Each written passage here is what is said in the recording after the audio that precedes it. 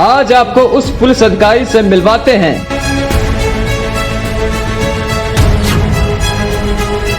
जिनकी ठोस कार्रवाई के चलते लंबे समय से मुख्तार अंसारी जैसे ताकतवर माफिया जेल में बंद हैं।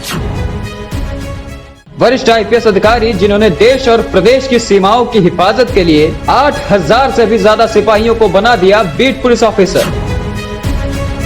गोरखपुर जोन के एडीजी अखिल कुमार ने पूर्वांचल के अपराधियों को हथियार विहीन करने के लिए शुरू किया है ऑपरेशन तमंचा।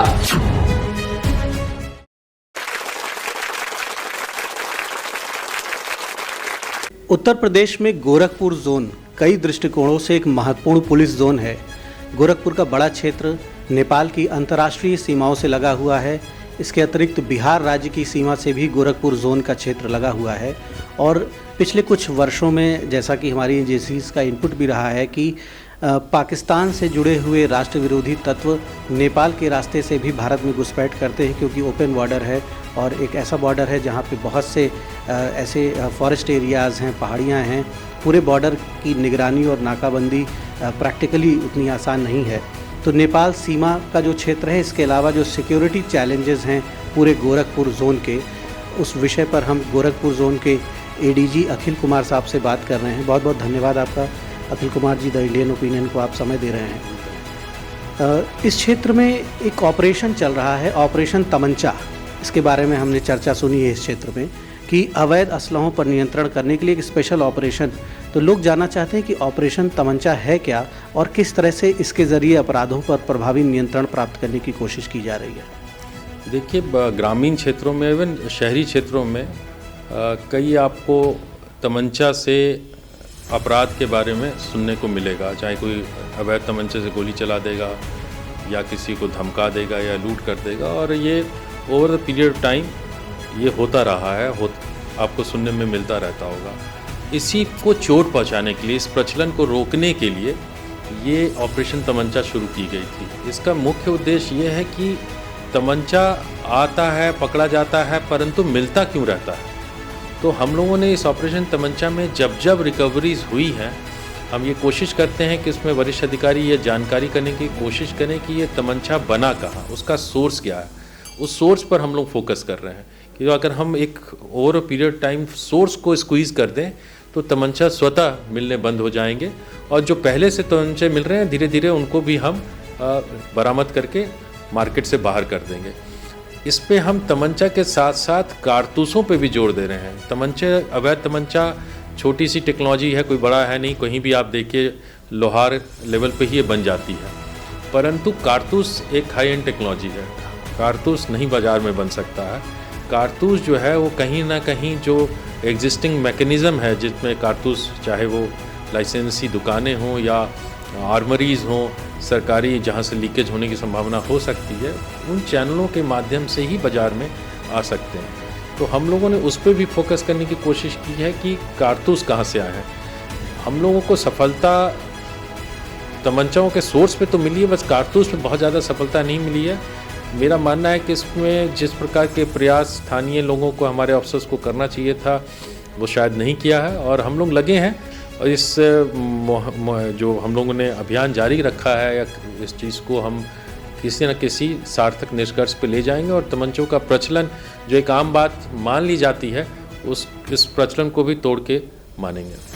ये एक महत्वपूर्ण बात है कि एडीजी साहब ने ये स्वीकार किया है कि कुछ लूप होल्स हैं जिनकी वजह से तमंचे तो एक बहुत ही सिंपल उनकी टेक्नोलॉजी होती है, और अक्सर गांव देहात से जो लोग जुड़े हैं, कस्बों से जुड़े हैं, वो जानते हैं कि गांव देहात में हम लोग भी अपने बचपन में सुनते थे कि ट्रक की स्टीयरिंग से या लोहे की किसी मजबूत पाइप से लोहार कुछ 100 रुपये में ही तमंचा बना के दे दिया करते थे।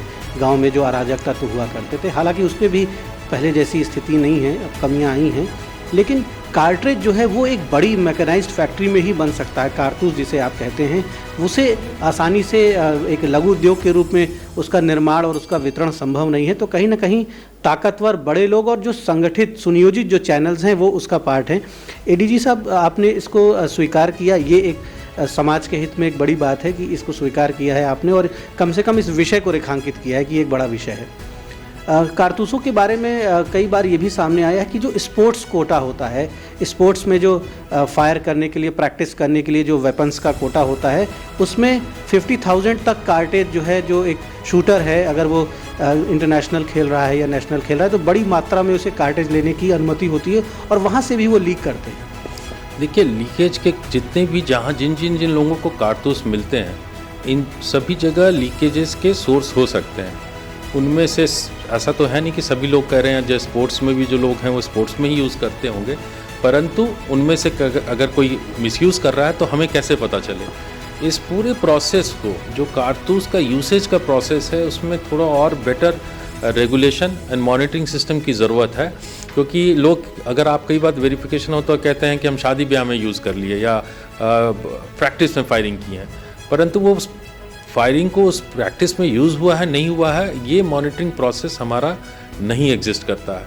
इस चीज़ पर विचार करने की ज़रूरत है। अगले कुछ दिनों में हम लोग इस विषय में भी अपनी तरफ से जो हमारे संबंधित अधिकारी हैं, जो इस चीज़ प्रोसेस को, इस रेगुलेशन को देखते हैं, उसको हम अपने सुझाव भेजेंगे कि कैसे इसको बेहतर ढंग से मॉनिटरिंग करने के लिए क्या किया जाए, इस पर विचार हो।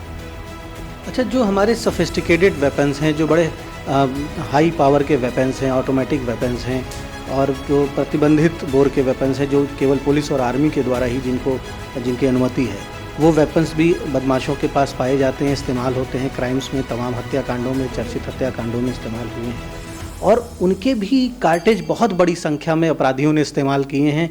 और ये माना जाता है कि गैंग्स हैं उत्तर प्रदेश के हर हिस्से में ऐसे संगठित गैंग्स हैं जिनकी फायर पावर बहुत अच्छी है। देखिए, जब प्रोहिबिटेड बोर यूज़ हो रहा है और उसके कार्टेज यूज़ हो रहे हैं, तो इसमें कोई शक नहीं है कि वो सरकारी सिस्टम से ही लीक होकर जा रही है उनके पास। और पूर्व में ऐसे कुछ लोग प्रकाश में आए हैं, विभाग के भी लोग, उस पर कठोर कार्रवाई भी की गई है उन लोगों पर, और इसकी संभावना से इनकार नहीं किया जा सकता है। तो इंटरनल विजिलेंस जो है, हर ऑर्गेनाइजेशन को काफ़ी मजबूत रखनी पड़ेगी, इसकी मॉनिटरिंग बहुत मजबूत रखनी पड़ेगी, और ये ऑलरेडी व्यवस्था बनी हुई है। ज़रूरत है कि उसका प्रॉपर सुपरविज़न और लगातार उसकी मॉनिटरिंग हो, ताकि कोई भी सिस्टम को मिसयूज़ ना कर सके। जो हमारी इंटेलिजेंस एजेंसीज़ हैं, वो जो हमारे स्पेशल एजेंसीज़ हैं, वो भी हमारे इंटरनल विजिलेंस पे ध्यान रखेंगी, क्योंकि कहीं ना कहीं बाज़ार में ये बात पता लग जाती है कि कहाँ पर ये लीकेज हो रहा है। हम सजग रहेंगे तो इस पर अंकुश लगेगा। पूरी तरह से ख़त्म हो पाएगा मैं उस पर नहीं कमेंट कर सकता, परंतु इस पर ज़रूर अंकुश लग सकता है, इसको न्यूनतम ज़रूर किया जा सकता है। काफ़ी हद तक सफलताएं मिल भी रही हैं, परंतु इस पर सतत कार्रवाई की आवश्यकता है। और ये एडीजी साहब, ये बिल्कुल अपराध की जो रीढ़ है वो इसी पे टिकी हुई है, क्योंकि आपने सही कहा कि वेपन्स तो आप एक बार कहीं से मैनेज कर लेते हैं, लेकिन कारतूस की सप्लाई निरंतर चाहिए। अपराधियों को लगातार कारतूस की सप्लाई चल रही है, और ये दुखद है, शर्मनाक भी है कि वो निरंतर सप्लाई उनके हित में बनी हुई है, और वो सारी सप्लाई कहीं ना कहीं सरकार की जो व्यवस्था है उसके अंदर से ही हो रही है। और अगर कारतूस की सप्लाई को रोकने में या कंट्रोल करने में सफलता मिलती है, तो पूरा जो क्रिमिनल नेटवर्क है पूरे देश का, पूरा आपराधिक तंत्र जो है वो धराशायी हो जाएगा। हाँ, मैं इस बात पे सहमत हूँ कि कारतूसों के प्रयोग का जो रेगुलेशन है, जो मॉनिटरिंग है, वो पुअर है। उसको स्ट्रेंथनिंग करने की ज़रूरत है। जो हमारी विधिक व्यवस्था है वह ही कमज़ोर है। जब हम उस पर मॉनिटरिंग नहीं है तो लोग आसानी से पिलफरेजेस कर रहे हैं, और इसी कारण हर एक बोर के जो कारतूस हैं वो अवैध तमंचे वालों को मिल जा रहे हैं। अगर हम इसको सफलता से रोक लें तो अवैध तमंचा बेकार हो जाएगा, बिना कारतूस के कोई भी असला बेकार है। ये एक एरिया है जहां हमें वर्क करना चाहिए, और इसको एक सुनियोजित क्या ढंग से इसमें क्या योजना होनी चाहिए, इस पे सभी लोगों को विचार विमर्श कर अग्रिम कार्रवाई करेंगे। ये क्राइम कंट्रोल का एक सबसे इम्पोर्टेंट एरिया है। अवश्य, असला के बिना अपराध में काफ़ी, अगर असला नहीं है तो अपराध में काफ़ी कमी हो सकती है। और जब से हमने ऑपरेशन तमंचा लाया है, इस जोन में हम लोगों को काफ़ी सफलता मिली है। स्पाइट ऑफ लिमिटेशंस जो फायर आर्म से अपराध होते रहे हैं, उस पर निसंदेह काफ़ी कमी आई है। आपके क्षेत्र में जो अंतर्राष्ट्रीय सीमा है नेपाल से लगी हुई, शुरू से ही बड़ी संवेदनशील सीमा रही है, और पिछले कुछ दशकों में जब से आतंकवाद का खतरा भारत के खिलाफ जो राष्ट्रविरोधी गतिविधियां, जो बॉर्डर पार से, सीमा पार से जो गतिविधियां हैं, उनका खतरा बढ़ा है, तो नेपाल बॉर्डर हमारा जो है, पाकिस्तान बॉर्डर पे तो बहुत ही संवेदनशीलता के साथ वहाँ पर BSF भी है और आर्मी है, सारी व्यवस्थाएं हैं, लेकिन नेपाल बॉर्डर हमारा जो है वो अभी कई हज़ार किलोमीटर की सीमा है जो लगभग खुली हुई है, आवागमन बड़ा सरल है। तो पाकिस्तान से जो एलिमेंट्स हैं वो भी नेपाल के ज़रिए भारत में प्रवेश करते हैं, ये भी कई बार इसका भी खुलासा हुआ है। किस तरह से आपने वहाँ पर व्यवस्थाओं को बेहतर किया है, और बीपीओ बीट पुलिस ऑफिसर का जो एक कॉन्सेप्ट यहाँ डेवलप हुआ है इस पूरे जोन में, वो किस तरह से पुलिसिंग को मजबूत कर रहा है?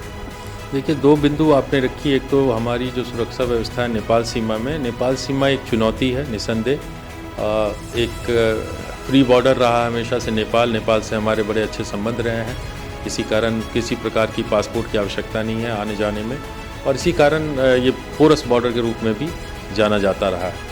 इस परिप्रेक्ष्य में जब इस चीज़ को हमारे जो गैर देश, मैं वो करूँगा कि जो असामाजिक तत्व हैं, जो राष्ट्र विरोधी ताकतें हैं, वो इसका फ़ायदा ना उठा सकें, इस हेतु हम लोग सजग रहती हैं। हमारी intelligence agency, security agencies alert हैं। हम लोगों ने कोशिश की है कि इस पूरी मैकेनिज़्म को थोड़ा मल्टी डिसिप्लिनरी बनाई जाए, और इस संबंध में हम लोगों ने एक योजना तैयार की है जो अभी विचारार्थ है, और बहुत जल्दी हम कोशिश करेंगे कि ये इस पूरे अप्रोच को हम मल्टी डायमेंशनल बनाते हुए, जहाँ security, development, cultural, political, social connect को बल मिले। क्राइम के अलग पिलर उसमें बनाया है, और मल्टी डिसिप्लिनरी हमें इसको इस अप्रोच रखते हुए इस इशू को हैंडल करना है, क्योंकि ये चैलेंज रियल है और लगातार बना रहेगा, और इसमें हम लोगों को फोकस करते रहना पड़ेगा लगातार। और इस पूरे योजना जो हम लोग ने बनाई है उसमें अभी जनता फोकस में है, वो they will play a primary role.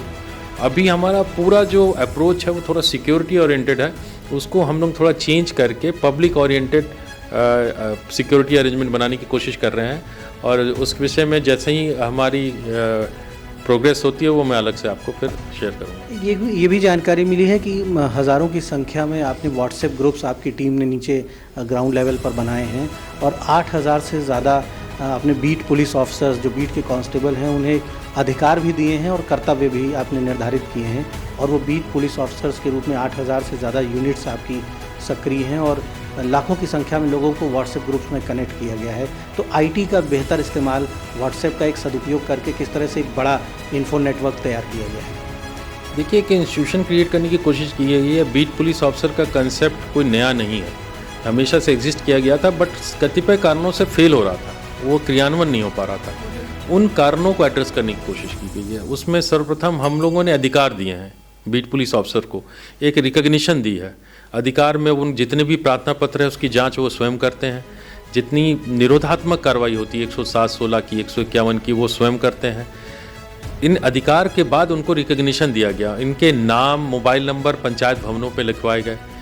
इनकी जिम्मेदारी फिक्स की कि हर एक सप्ताह में कम से कम 8 घंटा ये अपने बीट में जाएंगे, रहेंगे, लोगों से मिलेंगे। तो एक उसका फेस, एक पब्लिक कनेक्ट क्रिएट हुआ जिसके साथ अधिकार है और कनेक्ट पैदा हुआ।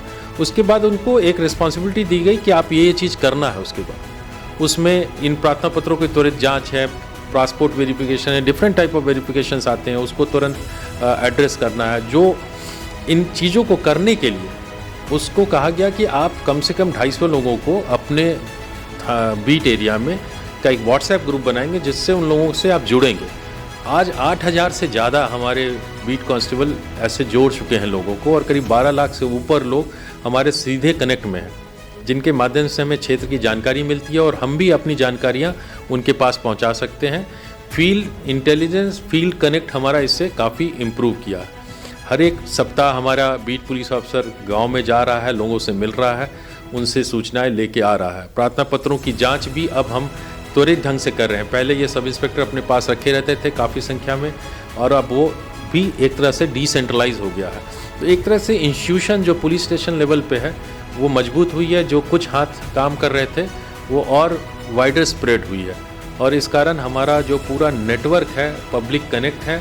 एंड रिजल्ट ये है इन सब चीज़ों में कि पब्लिक को हम बेहतर ढंग से राहत देने में सफल हो रहे हैं। इसमें बहुत चीज़ें करनी है, नया कॉन्सेप्ट है, कुछ चीज़ें इसमें नई हैं, पूरा रेजिस्टेंस होता है इसको लेकर। बॉर्डर सिक्योरिटी का भी एक बड़ा पहलू आपने जोड़ा है, क्योंकि बॉर्डर के जो जनपद हैं, अगर कोई घुसपैठिया किसी गांव में छिपा हुआ है तो ये जो 12 लाख लोग व्हाट्सएप के जरिए आपसे जुड़े हैं, वो उसकी फ़ोटो शेयर कर सकते हैं, वीडियो, उसकी एक्टिविटीज़ आपसे शेयर कर सकते हैं। तो जो बॉर्डर में जो हमने अपनी, आपको मैं बता रहा था, हमारी स्कीम योजना में भी ये है कि बॉर्डर एरियाज़ में खास करके सजगता ज़्यादा रखनी ज़रूरत है, और पब्लिक के साथ कनेक्ट ज़्यादा रखने की ज़रूरत है। तो वो बहुत की रोल प्ले करेगा कि हमें वहाँ कोई भी अगर अवांछनीय एक्टिविटी हो रही है तो उसके बारे में जल्द से जल्द एक फोरम की तरह सूचना मिल सके। वहाँ पे ये लोग, इनका रोल और इम्पोर्टेंट हो जाता है। वहाँ पर हमें इंश्योर करना है कि हमारे बीपीओज अच्छे लगें, उनका जो ये ग्रुप फंक्शनल है, वो जो सारी प्रोसेस मैंने बताया है वो सारे प्रोसेस क्रियान्वयन हो। मैं एक प्रश्न करूंगा उन लोगों के लिए, वो लाखों लोग जो आपके व्हाट्सएप ग्रुप्स में नीचे जुड़े हुए हैं, गांव देहात के लोग जुड़े हुए हैं, यदि उन्हें कुछ असामान्य दिखता है, कोई गतिविधि उन्हें गलत लगती है जो राष्ट्र विरोधी या समाज विरोधी लगती है, तो वो किस तरह से रिस्पॉन्ड करें, किस तरह से अपनी सूचनाएं, किस तरह से, या कोई फॉर्मेट या किस भाषा में कैसे अपनी बात को ऊपर तक पहुँचाएं? देखिए, उनके लिए बड़ा सिंपल है। उनके पास पॉइंट ऑफ कांटेक्ट हम लोग ने बना दिया है बीपीओज का। उनके पास नंबर है, उन व्हाट्सएप ग्रुप में जुड़े हैं। बहुत सनसनी खेज या बहुत गंभीर सूचना है, मैं उनको एडवाइस करूंगा उसको व्हाट्सएप ग्रुप में डालने की ज़रूरत नहीं है, क्योंकि नंबर पे या 112 पे? नहीं, वो खुद बीपीओ को कॉल करके या व्हाट्सएप पे लेकर अलग 1-to-1 बता सकते हैं, क्योंकि वो पॉइंट ऑफ कांटेक्ट इसलिए कांटेक्ट किया गया है क्योंकि उनके पास एक स्टैंडिंग पॉइंट है, क्योंकि that is a starting point. अगर उनको फिर भी लगता है कि ऐसे कोई पॉइंट है तो वो पूरा चेन ऑफ कमांड से जुड़े हुए हैं, उनके थाना प्रभारी से, एसपी से, वहाँ के एडिशनल एसपी सबसे जुड़े हुए हैं। एंड में कुछ नहीं हो रहा तो मैं भी जुड़ा हुआ हूँ, तो उस पूरे नेटवर्क के थ्रू वो हम लोगों के पास भी आ सकते हैं।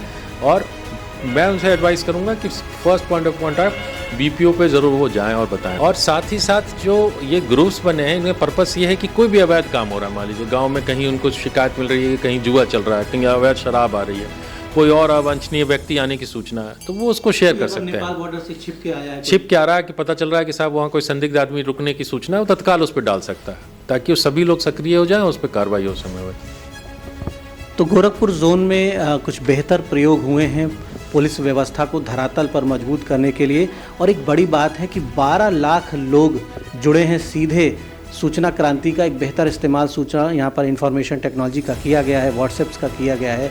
तो अपने आसपास की सूचनाएं पुलिस ने अपने लाखों हाथ यहाँ पर तैयार कर लिए हैं, जो जनता के रूप में एक कम्युनिटी पुलिसिंग का भी एक बेहतर उदाहरण है ये। अगर इन ग्रुप्स में जुड़े हुए लगभग 12 लाख में से आधे लोग भी सक्रिय होते हैं तो कोई भी छोटी से छोटी सूचना भी पुलिस से दूर नहीं रहेगी। तो एक अच्छा प्रयोग है और पुलिस ने अपने सूचना तंत्र को बहुत ही व्यापक कर लिया है। खासतौर पर नेपाल सीमा की संवेदनशीलता को देखते हुए ये प्रयोग बहुत उपयोगी है। और हम धन्यवाद देंगे एडीजी साहब को, जो इतनी महत्वपूर्ण जानकारी उन्होंने दर्शकों के लिए दी। और उत्तर प्रदेश का नागरिक कहीं भी हो, पूरे देश में जो भी लोग हमारे नागरिक हैं, वो अपनी सुरक्षा एजेंसियों से, अपने पुलिस के लोगों से जुड़े रहें। और अगर कहीं भी कुछ उन्हें गड़बड़ दिखता है देश के हित में, समाज के हित में, तो जहां भी उनके पास विकल्प है वो पुलिस को, सुरक्षा एजेंसियों को सूचित जरूर करें। द इंडियन ओपिनियन के लिए गोरखपुर से दीपक मिश्रा।